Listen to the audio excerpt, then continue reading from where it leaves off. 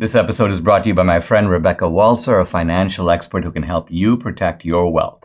Book your free call with her team by going to friendofdinesh.com. That's friendofdinesh.com. Coming up, I'm going to look at the impact of Google in manipulating search results and the impact that has on elections. What does it tell you when the FBI Director Christopher Wray refuses to confirm or deny whether there were FBI agents dressed as Trump supporters causing trouble on January 6th? I'll discuss the lively skirmishes between Elon Musk and his disgruntled Twitter employees. This is the Dinesh D'Souza Show.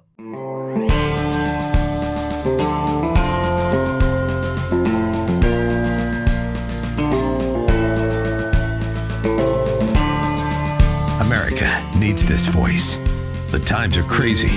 In a time of confusion, division, and lies, we need a brave voice of reason, understanding, and truth.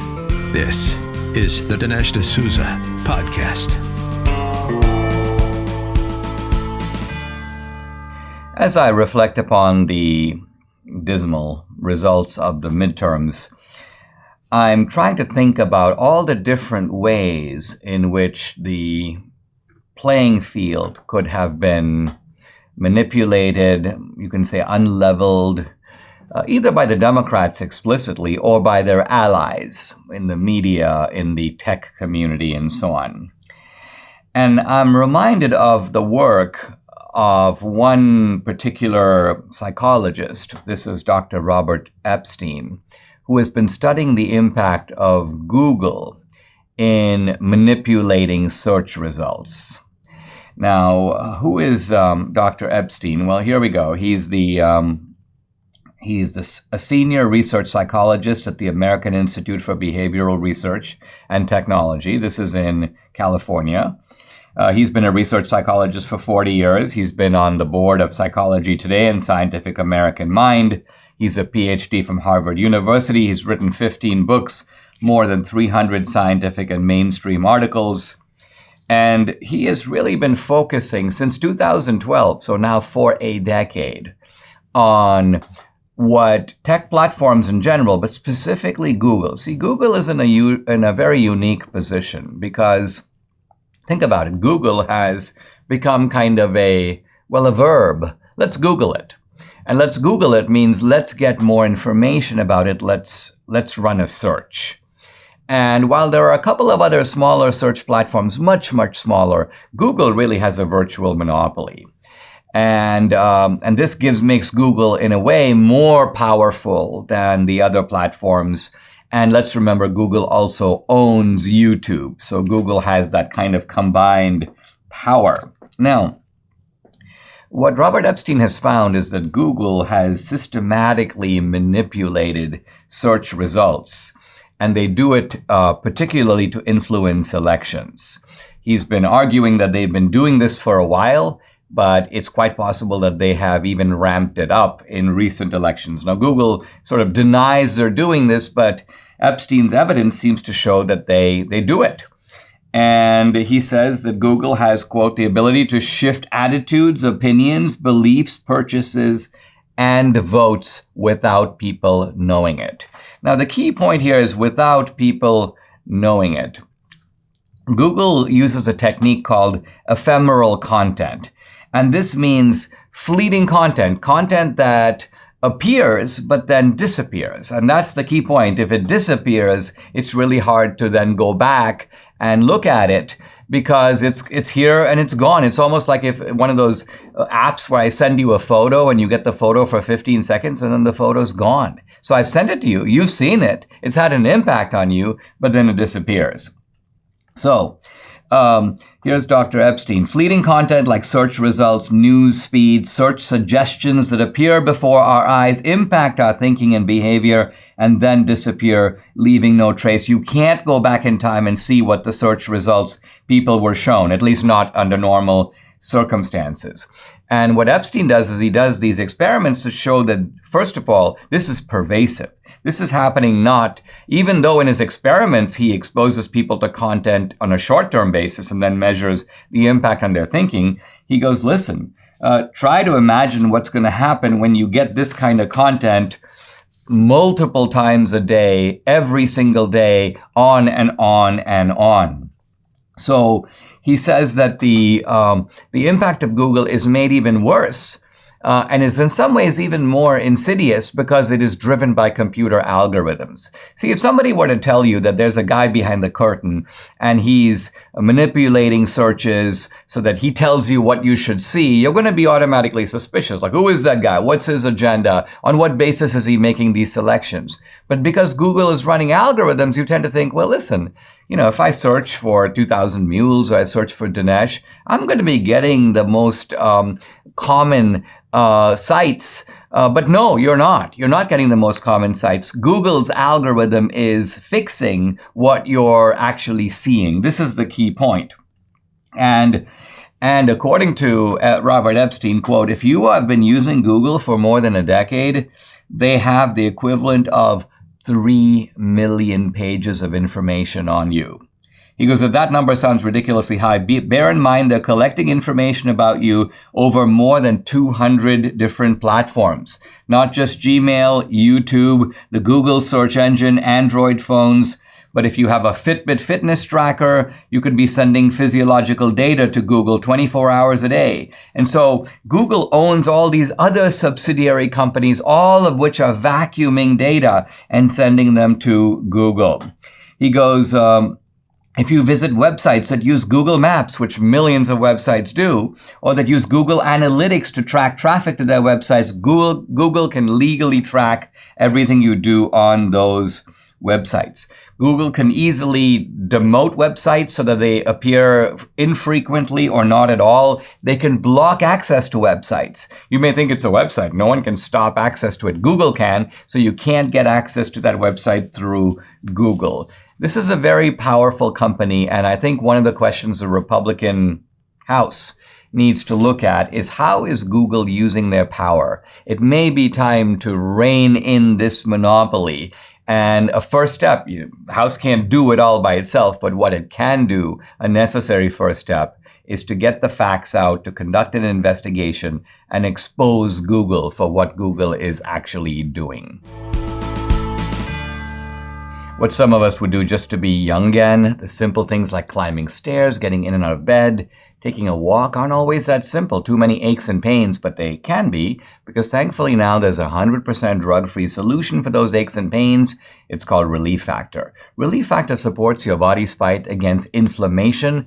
That's the source of aches and pains. The vast majority of people who try Relief Factor order more because it works for them. Debbie's a true believer. She can finally do the exercises she loves, like planks, push-ups, her stationary bike, all thanks to Relief Factor. It's been a real game changer for her and for so many other people. You too can benefit. Try it for yourself. Order the 3-week quick start for the discounted price of only $19.95. Go to relieffactor.com or call 833-690-7246 to find out more about this offer. That number again, 833-690-7246, or go to relieffactor.com. Feel the difference.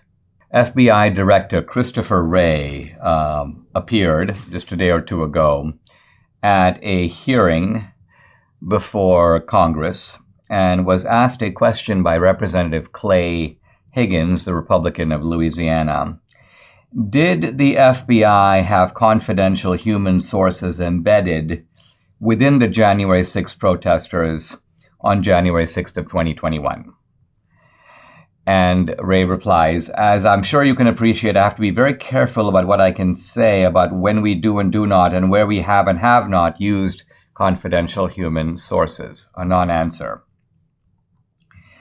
And Higgins then asked, did you have confidential human sources dressed as Trump supporters inside the Capitol on January 6th prior to the doors being opened? Now, this is an excellent and very precise question. Did you have confidential human sources, FBI informants, in other words, dressed as Trump supporters, so creating the impression that the Trump supporters are doing this inside the Capitol prior to the doors being opened? In other words, in a sense, was it the FBI pretending to be Trump supporters that opened the doors? This is a very not only a good question, but a question that if the FBI is not involved, if they haven't orchestrated this, if they didn't open the doors with the intention of luring people inside the building, the simple answer should be no. And here's Ray. Again, I have to be very careful about what I can say. To which Higgins says it should be a no. He continues, can you not tell the American people no? We did not have confidential human sources dressed as Trump supporters positioned inside the Capitol on January the 6th. And Ray replies, you should not read anything into my decision not to share information about confidential human sources.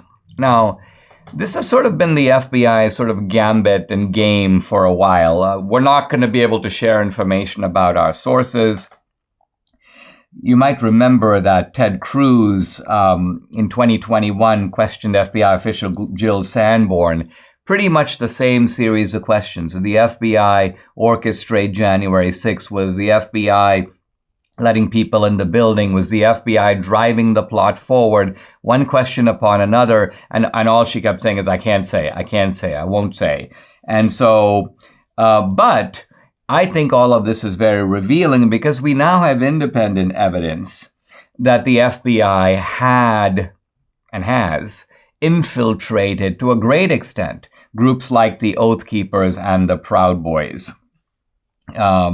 We also have a legitimate question about Ray Epps.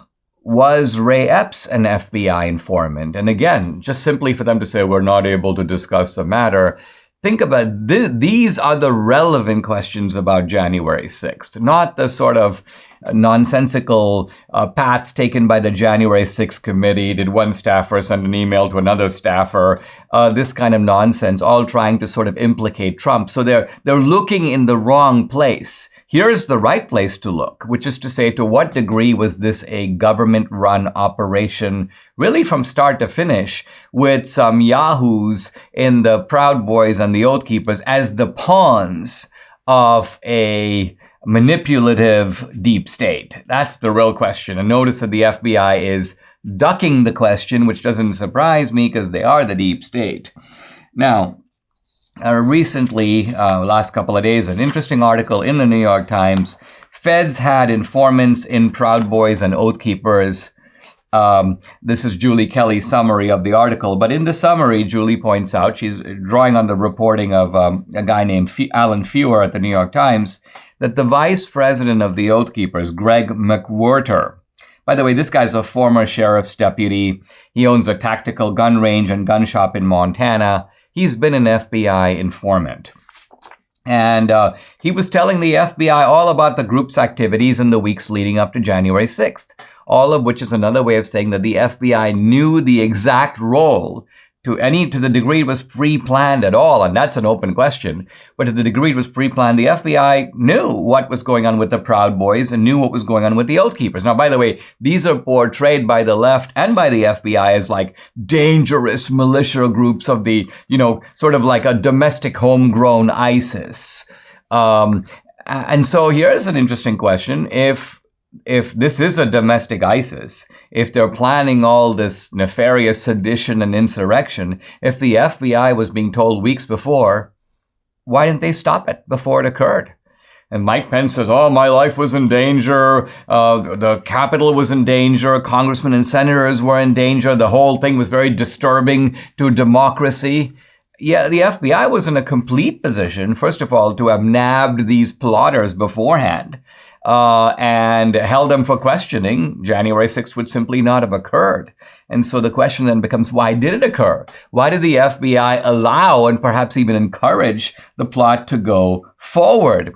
Here's an interesting detail from the New York Times. This McWhirter guy not only works for the FBI, he encourages Oath Keepers to buy guns and ammunition from him. He offers all kinds of discounts before the 2020 election. It's almost as if the FBI put him up to it. Hey, listen, you know what? If we're going to have a plot and we're going to bust a plot, it'd be really nice to have some ammunition and guns involved. Why don't you sell these guys a bunch of your weapons and your ammunition? And that way we can grab them, nab them. Whoa, we got the ammunition. And so we will ultimately have busted a plot that we ourselves helped create. Together, we have helped to build MyPillow into the incredible company it is today. And now Mike Lindell, the inventor and CEO, wants to give back to my listeners. Right now, MyPillow is offering exclusive offers on the bed sheets, the 6-piece towel set, and even offering an extended 60-day money-back guarantee. So orders placed now through December 25th will have an extended money-back guarantee through March 1st. The Giza bed sheets are marked down as low as $29.98. Wow, you're going to get a great night's sleep in these. The 6-piece towel set is made with USA cotton, 2 bath towels, 2 hand towels, 2 washcloths, typically retailing for $89.98, but now $39.98 with promo code Dinesh. Limited supply, so be sure to order now. Call 800-876-0227. That number 800-876-0227, or go to mypillow.com. Make sure to use promo code DINESH, Dinesh. Several weeks ago, I looked at my email and I got an invitation from a member of the German parliament to come to Germany and sponsor or host a screening and discussion of 2,000 Mules with the German parliament. And it's one of those things where it's a big trip and what are the conditions and how is this going to work? So I did what I do in these situations. I ignored it. Debbie's like, Dinesh. But then I was contacted by a big German kind of publishing house, but also company that has a movie platform. And they were like, we're the largest conservative publisher in Germany, and we also have a video platform. We've already negotiated to publish your book, 2,000 Mules in German, and we also want to have your movie both on our platform and dubbed in German with DVDs. I'm like, wow. I mean, yes, when 2,000 Mules came out, there was interest in the EU. There was actually a screening and discussion of the film by a couple of Dutch members of parliament. So it's not like there's no European interest, but this kind of convergence of interest in Germany sort of puzzled me. And then Debbie spotted this from ABC News just yesterday. Berlin court orders rerun of chaotic 2021 state election. This is very interesting. This is an election from last year, 2021. It was held in the German capital. In fact, it turns out it was multiple elections were going on at the same time. A state election, which means this is the state of Berlin. Berlin, by the way, is the capital of Germany, and it is a city, but it's also a state. So in the state of Berlin, there were state elections. There was also an election for the city's 12 district assemblies. The German national election was going on at the same time. And then there was a local referendum that was also on the ballot. So Germans in Berlin were voting on all these different things. Well, as it turns out, there was, and this sort of reminds me a little bit now of Maricopa County, although maybe it was even worse, huge lines at polling stations. Some polling stations ran out of ballot paper during the day. Other polling stations produced ballot paper, but it was for the wrong district. So there was the wrong information on the ballot, not applicable to what the voters were voting for. And a huge number of ballots were invalidated because they were for the wrong ballot or the wrong place or the wrong cause. And also the election was supposed to end at 6 p.m., but it turns out that voters who were in line were allowed to vote long after 6 p.m., But results of the election were already being called, and exit polls were being revealed, and how people voted, and people were being declared winners and losers, and lots of people were still in line and hadn't voted at all, so their votes weren't even counted. And presumably, if you hear an election's been called, think about it, you're in line, you're going to think, well, what's the point of me staying in line? I may as well go home and eat dinner. And so the German court, to its credit, looked at all this and they go, this was not the safest and most secure election in German history. First of all, they aren't stupid enough to have made that claim in the first place. But they go, this is unacceptable. This is not an election that we can trust the result. Time to redo it. Now, you may think this is Germany. This will never happen in America, Dinesh. Well, it does happen in America, and it has happened. In 2018, an election board ordered a redo of a congressional election in North Carolina. And it produced a different outcome than the original election. So, interestingly, the Republican won in both cases, but it was a different Republican. The first guy, Mark Harris, withdrew, and another guy named Dan Bishop ended up being the winner. So it turns out that the German courts have ordered a new district assembly election, a new state election. And separately, the federal parliament has said we have to rerun the national election from last year in Berlin. They're not redoing it around the country. There's no need to, but they're redoing it in the critical area of the nation's capital. So I think all of this is a way of saying that these are problems that we're now beginning to realize are occurring in other countries as well. Look at what's happening in Brazil. Massive crowds appearing almost daily before the German government, but also before the German military, basically saying, listen, I'm sorry, in Brazil. What did I say? German? Oh, German. Sorry. I'm talking about massive Brazilian crowds demanding that the Brazilian military investigate abuses that were apparently quite widespread in Lula country, in the area around Rio de Janeiro. And this kind of confirms Debbie's point that the left, not just in Venezuela, not just in America, but also in Brazil and everywhere, is pretty much the same. It's hard to grasp why anyone would keep voting for record inflation, skyrocketing crime, and an open border. Well, here's a practical way you can fight back. Patriot Mobile is America's only Christian conservative wireless provider, and they want to make it easy for you to try their service. Give them 60 days to show you why I trust them. Right now, when you try Patriot Mobile for 2 months, you get your third month free. Plus, free activation. They offer nationwide coverage on the best 4G and 5G networks and use the same towers as all three of the major carriers, so you get the same great service while supporting a company that's fighting to preserve our God-given rights and freedoms. Just go to patriotmobile.com/Dinesh or call the US-based customer service team at 972-PATRIOT. Make the switch today and get a free month of service plus free activation. That's patriotmobile.com/Dinesh or call 972-PATRIOT. I want to talk about the mental incompetence. Well, there's also physical incompetence, the overall incompetence of our dear leader, Joe Biden. Now, interestingly, when Trump was president, they were all over him for the slightest misstep or the slightest mispronunciation. You remember the big controversy over Trump using the pronunciation Thailand, not instead of Thailand. Thailand. People went, this is outrageous. He doesn't even know how to say Thailand. And now this is a complex matter, and I kind of got involved in that controversy. I pointed out, first of all, that virtually everybody on the entire continent of South Asia pronounces it Thailand. They pronounce it the way it's spelled. They pronounce the H.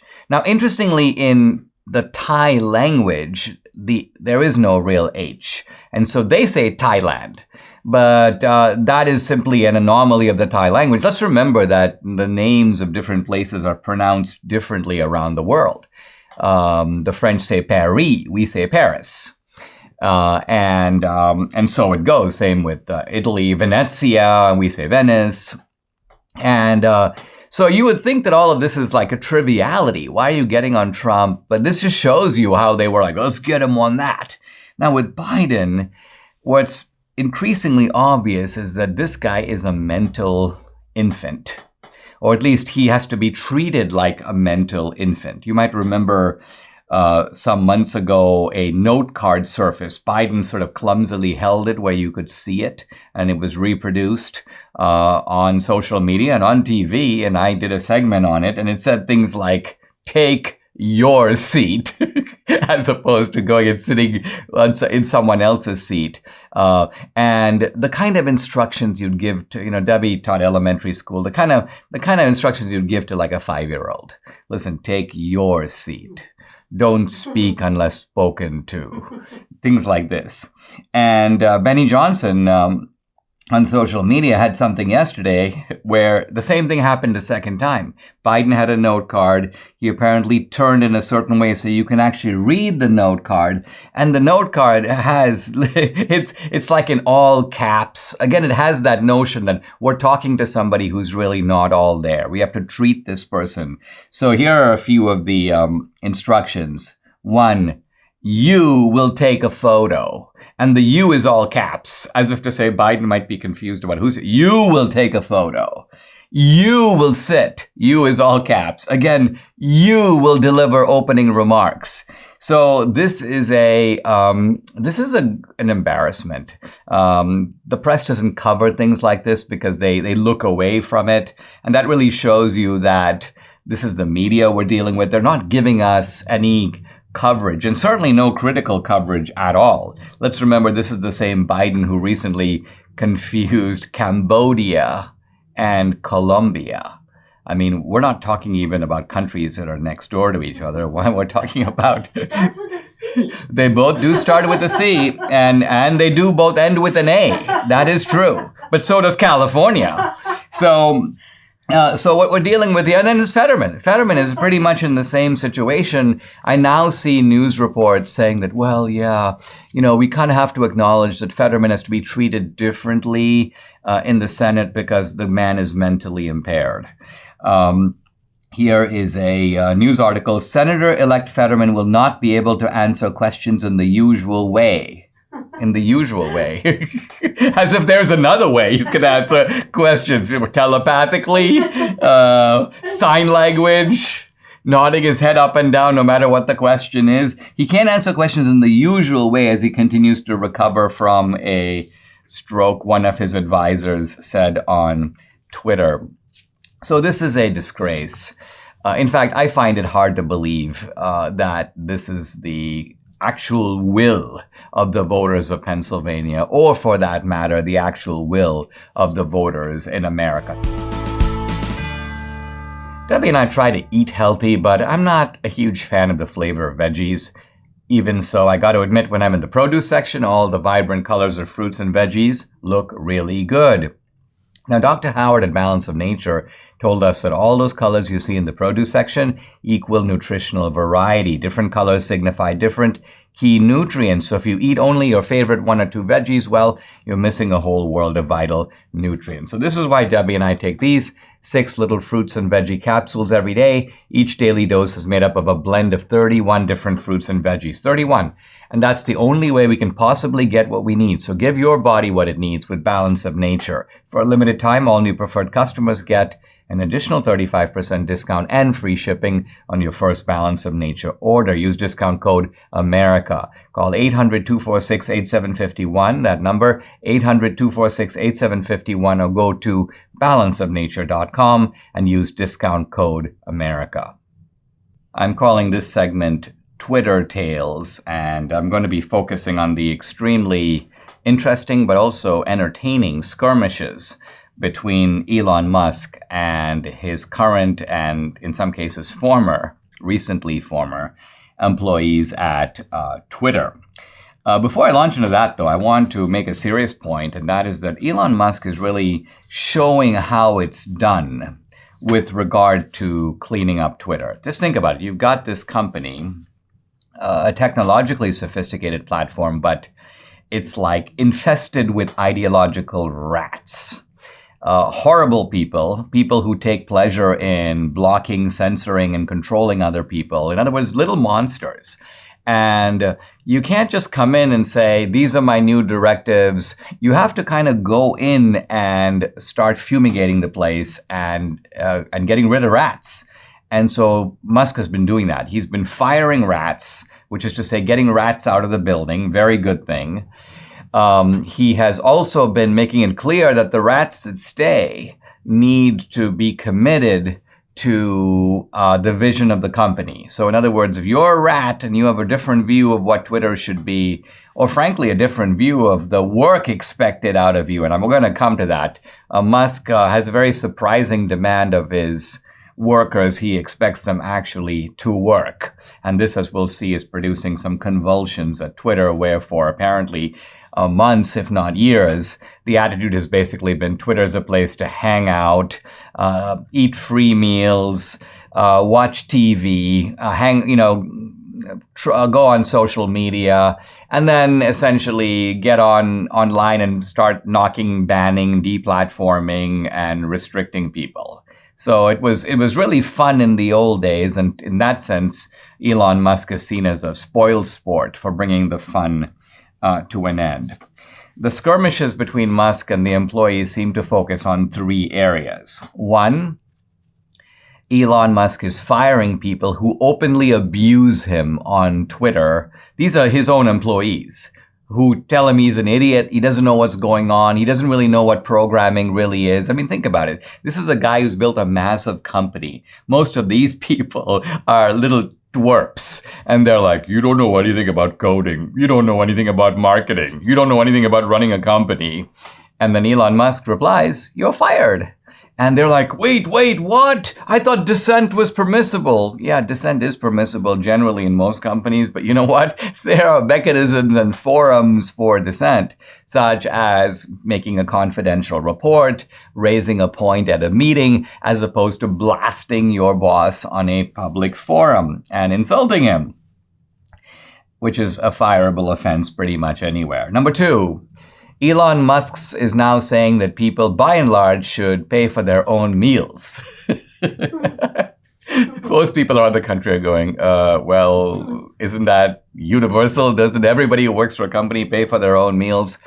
Look, even when companies do provide meals, they very often charge for them. When I was a scholar at the American Enterprise Institute, we had a really nice dining room with, by the way, our own chef. I couldn't believe the luxury of it. This was kind of new to me. I was used to the White House mess, which was really nice too. But at AEI, we could invite people as guests for lunch. And then at the end of the month, we got a bill. And I think it was a subsidized lunch because the bill wasn't all that formidable. But nevertheless, it was not free.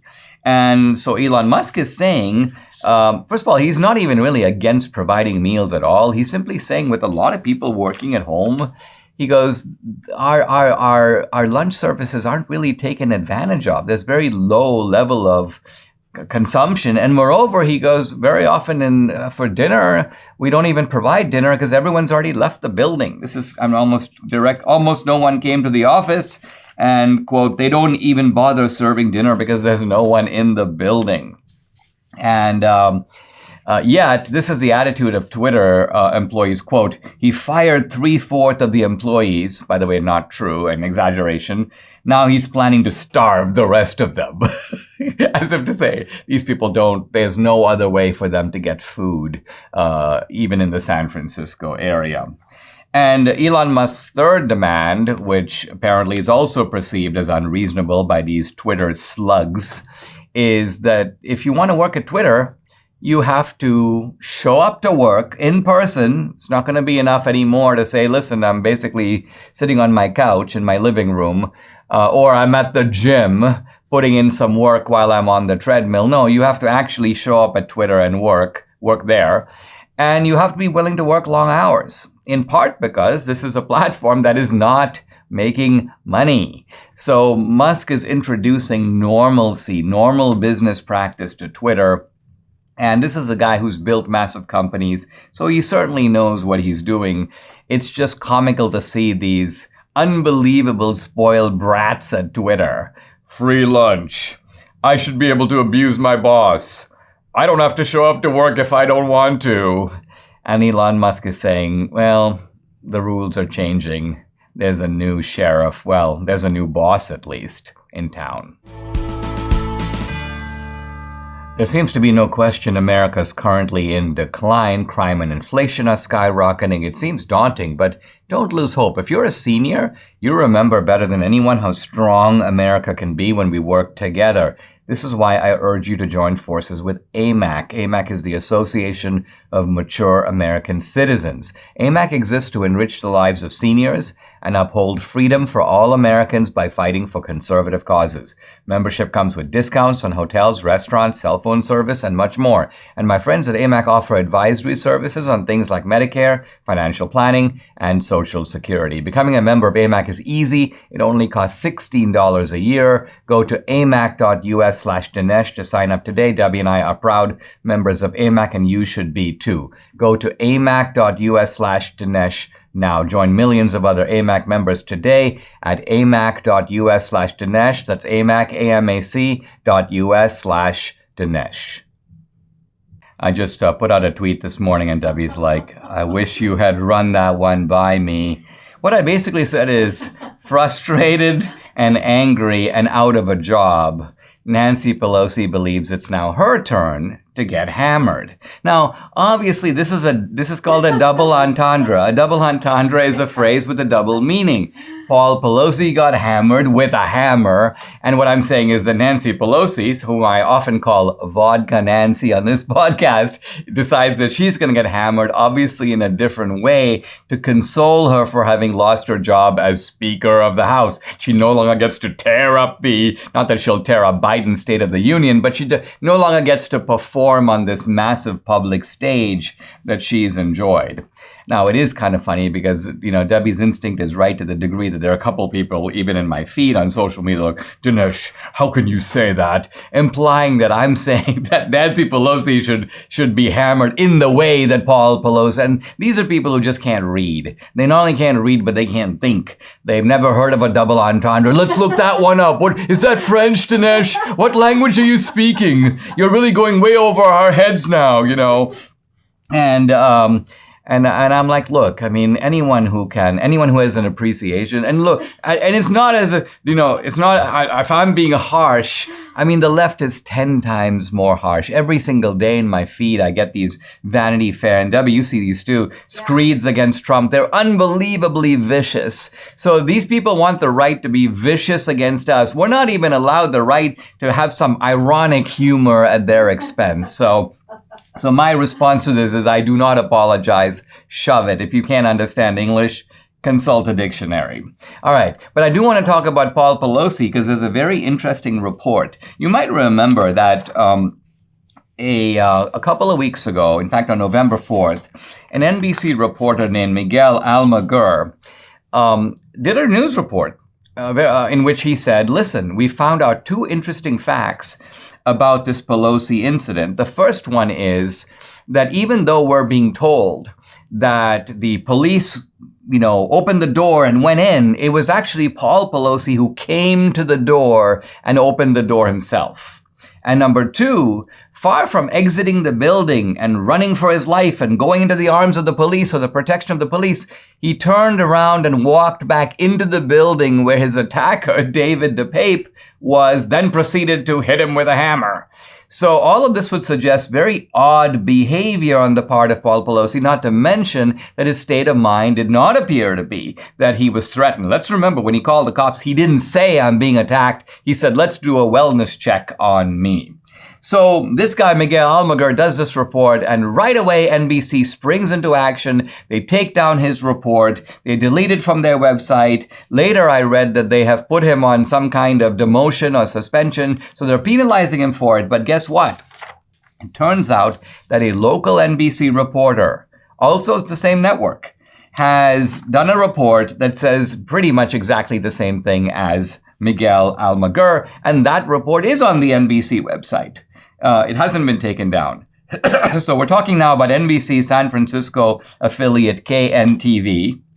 Anchor Jessica Aguirre introduces the topic and then goes to her reporter, and this is Bigad Shaban.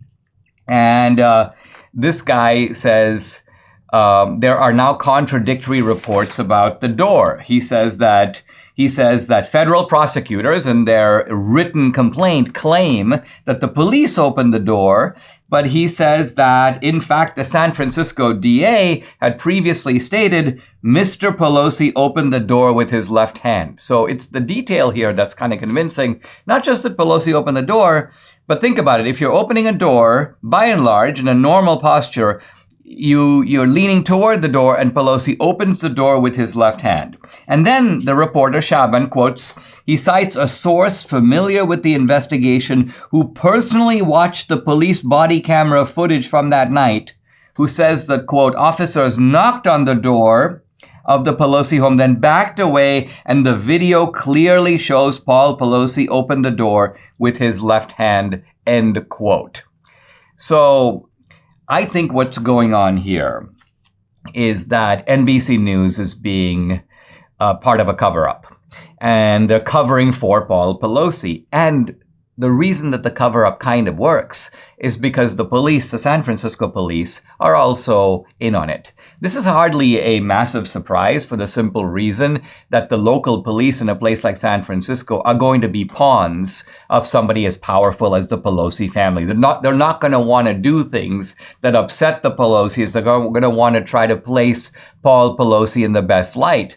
And while that may be politically understandable, it doesn't allow you to manipulate and lie about facts. And then when you get a major network like NBC, that becomes party to the lying, it's particularly shameful and disgraceful. NBC says that the article that Al Magur put up originally, quote, violated their standards. What standards? What exactly are the standards that were violated? Are we dealing here with Al Magur doing something in which his reporting fell below the standards?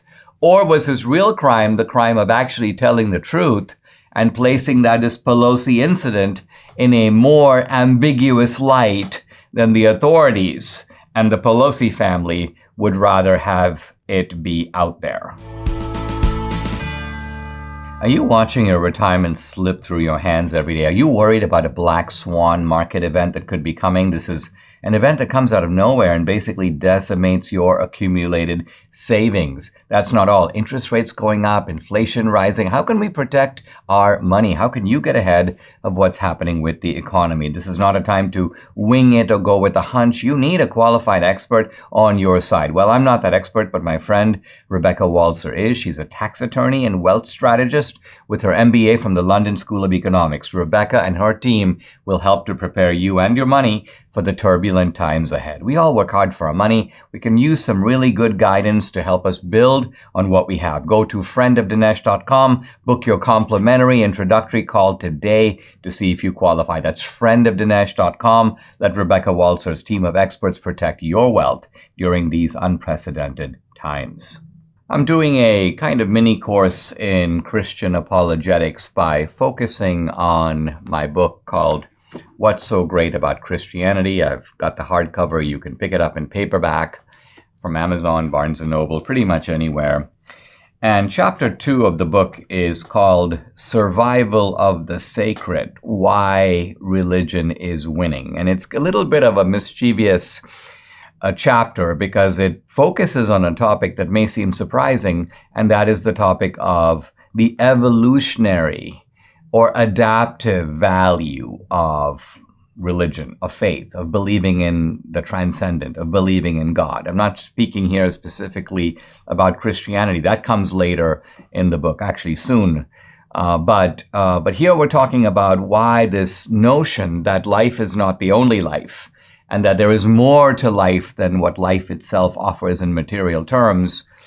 Why is that an enduring belief? Why does that seem to have survived in all these different cultures, really from the dawn of mankind? Now, it turns out that the continuing relevance of religion and its explosive growth, which I've talked about in the last few segments, the atheists have sort of noticed this, and so have a lot of evolutionary biologists, and they're really a little baffled. They're a little confused. Now, let's look at why. It isn't just because they thought that as society becomes more modern, more educated, more developed, it would automatically become more secular. They did sort of think that, but you can call it a sociological assumption. But they also have a kind of scientific or evolutionary basis for wondering what is the adaptive value of religion.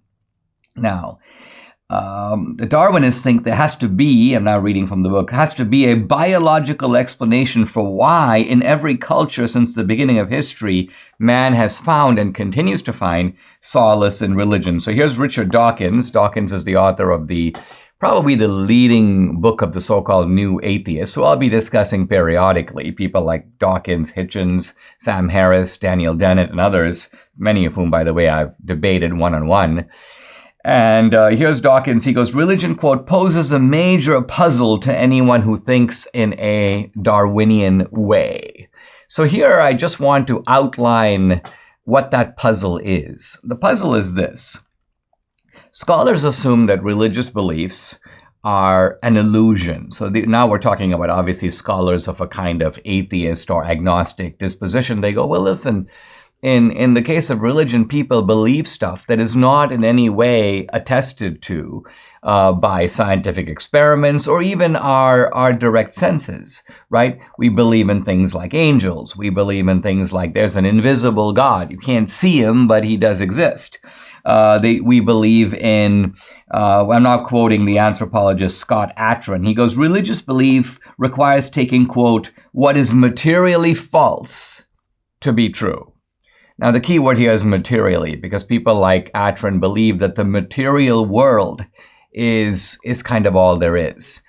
Even if you look at our thoughts and emotions, they go, well, yeah, but that's nothing more than the firing of your neurons.